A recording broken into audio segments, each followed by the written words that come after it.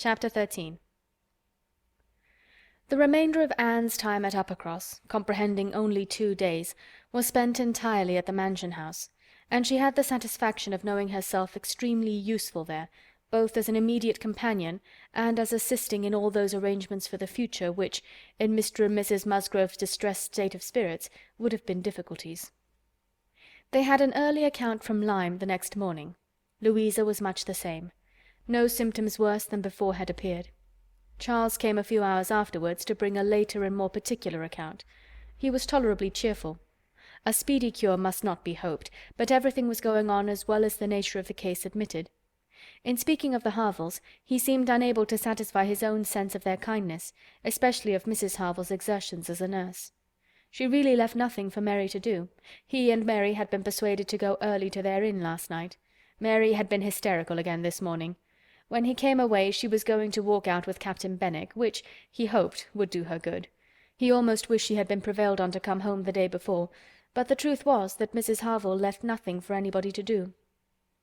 Charles was to return to Lyme the same afternoon, and his father had at first half a mind to go with him, but the ladies could not consent.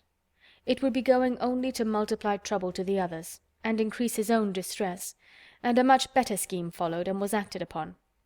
A chaise was sent for from Crickherne, and Charles conveyed back a far more useful person in the old nursery-maid of the family, one who, having brought up all the children, and seen the very last, the lingering and long-petted Master Harry sent to school after his brothers, was now living in her deserted nursery to mend stockings and dress all the blains and bruises she could get near her, and who, consequently, was only too happy in being allowed to go and help nurse dear Miss Louisa. Vague wishes of getting Sarah thither had occurred before to Mrs. Musgrove and Henrietta, but without Anne it would hardly have been resolved on, and found practicable so soon. They were indebted the next day to Charles Hayter for all the minute knowledge of Louisa which it was so essential to obtain every 24 hours.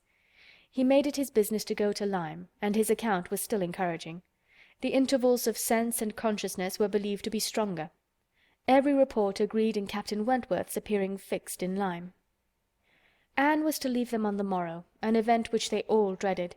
What should they do without her? They were wretched comforters for one another, and so much was said in this way that Anne thought she could not do better than impart among them the general inclination to which she was privy, and persuaded them all to go to Lyme at once. She had little difficulty. It was soon determined that they would go to-morrow, fix themselves at the inn, or get into lodgings, as it suited, and there remain till dear Louisa could be moved. They must be taking off some trouble from the good people she was with. They might at least relieve Mrs. Harville from the care of her own children, and in short, they were so happy in the decision that Anne was delighted with what she had done, and felt that she could not spend her last morning at Uppercross better than in assisting their preparations, and sending them off at an early hour, though her being left to the solitary range of the house was the consequence.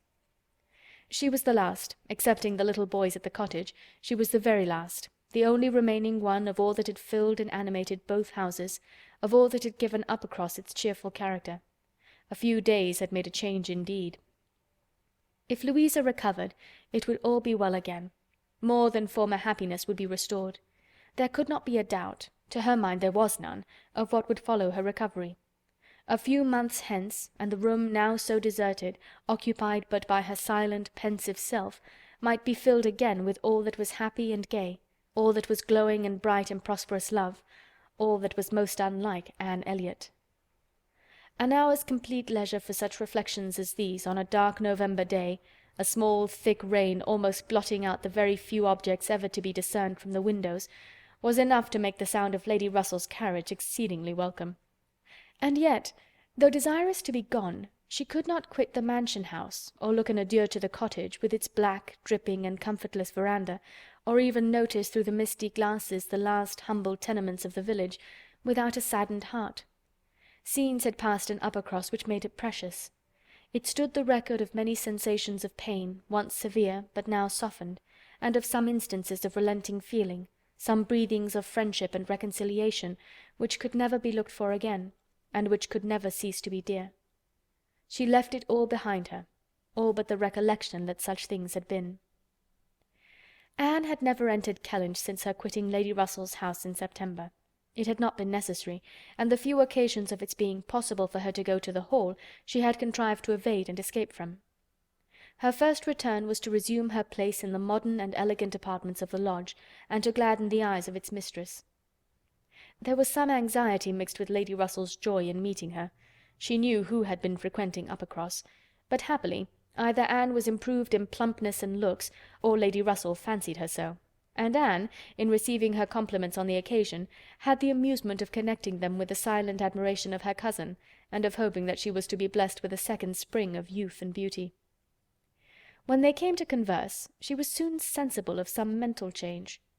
The subjects of which her heart had been full on leaving Kellynch, and which she had felt slighted and been compelled to smother among the Musgroves, were now become but of secondary interest.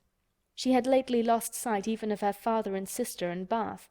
Their concerns had been sunk under those of Uppercross, and when Lady Russell reverted to their former hopes and fears, and spoke her satisfaction in the house in Camden Place which had been taken, and her regret that Mrs Clay should still be with them, Anne would have been ashamed to have it known how much more she was thinking of Lyme and Louisa Musgrove and all her acquaintance there, how much more interesting to her was the home and the friendship of the Harvilles and Captain Benwick than her own father's house in Camden Place, or her own sister's intimacy with Mrs Clay.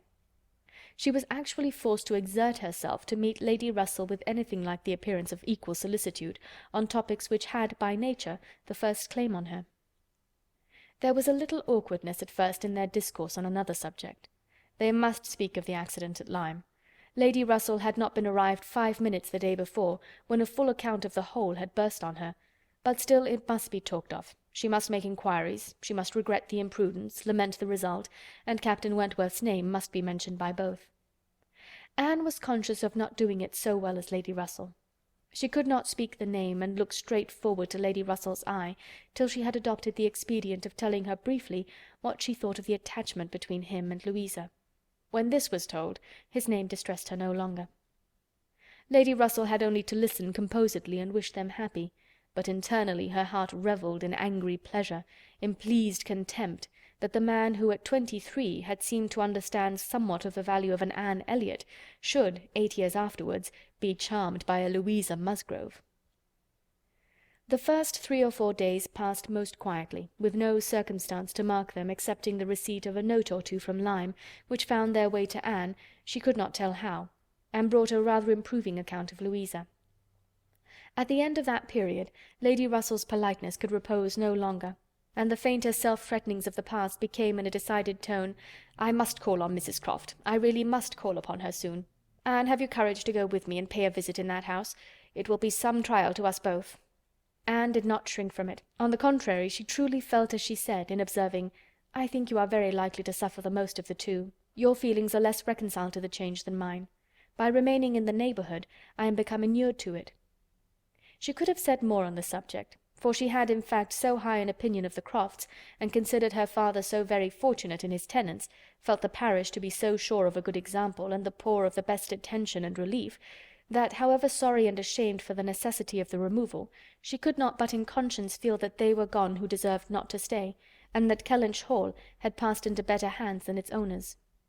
These convictions must unquestionably have their own pain, and severe was its kind, but they precluded that pain which Lady Russell would suffer in entering the house again, and returning through the well-known apartments. In such moments Anne had no power of saying to herself, "These rooms ought to belong only to us. Oh, how fallen in their destination, how unworthily occupied! An ancient family to be so driven away, strangers filling their place." No, except when she thought of her mother, and remembered where she had been used to sit and preside, she had no sigh of that description to heave. Mrs Croft always met her with a kindness which gave her the pleasure of fancying herself a favourite, and on the present occasion, receiving her in that house, there was particular attention. The sad accident at Lyme was soon the prevailing topic, and on comparing their latest accounts of the invalid, it appeared that each lady dated her intelligence from the same hour of yestermorn. That Captain Wentworth had been in Kellynch yesterday, the first time since the accident, had brought Anne the last note, which she had not been able to trace the exact steps of, had stayed a few hours, and then returned again to Lyme, without any present intention of quitting it any more. He had inquired after her, she found, particularly, had expressed his hope of Miss Elliot's not being the worse for her exertions, and had spoken of those exertions as great. This was handsome, and gave her more pleasure than almost anything else could have done. As to the sad catastrophe itself, It could be canvassed only in one style by a couple of steady, sensible women whose judgments had to work on ascertained events, and it was perfectly decided that it had been the consequence of much thoughtlessness and much imprudence, that its effects were most alarming, and that it was frightful to think how long Miss Musgrove's recovery might yet be doubtful, and how liable she would still remain to suffer from the concussion hereafter. The Admiral wound it up summarily by exclaiming, "Ay, a very bad business indeed. A new sort of way this, for a young fellow to be making love, by breaking his mistress's head, is it not, Miss Elliot? This is breaking a head and giving a plaster, truly." Admiral Croft's manners were not quite of the tone to suit Lady Russell, but they delighted Anne. His goodness of heart and simplicity of character were irresistible. "Now this must be very bad for you," said he, suddenly rousing from a little reverie, "to be coming and finding us here. I had not recollected it before, I declare, but it must be very bad. But now, do not stand upon ceremony. Get up and go over all the rooms in the house, if you like it." "Another time, sir, I thank you, not now." "Well, whenever it suits you. You can slip in from the shrubbery at any time, and there you will find we keep our umbrellas hanging up by that door.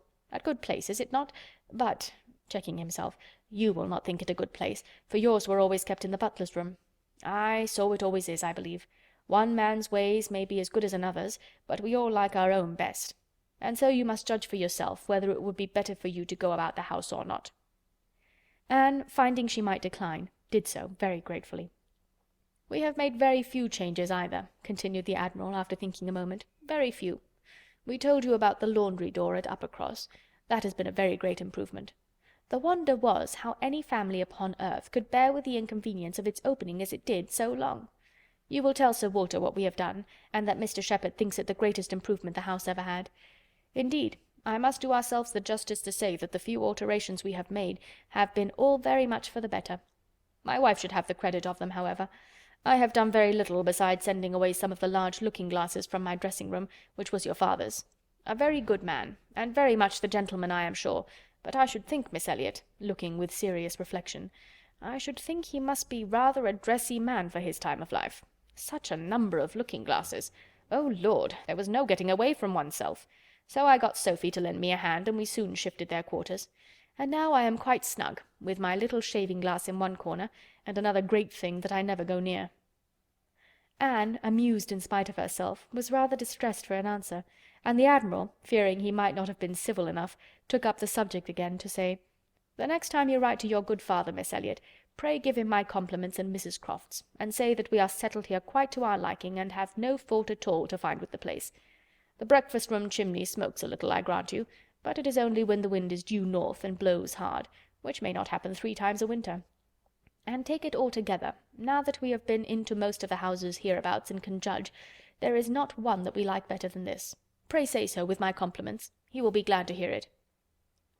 Lady Russell and Mrs. Croft were very well pleased with each other, but the acquaintance which this visit began was fated not to proceed far at present, for when it was returned, the Crofts announced themselves to be going away for a few weeks, to visit their connections in the north of the country, and probably might not be at home again before Lady Russell would be removing to Bath. So ended all danger to Anne of meeting Captain Wentworth at Kellynch Hall, or of seeing him in company with her friend. Everything was safe enough, and she smiled over the many anxious feelings she had wasted on the subject. Chapter 13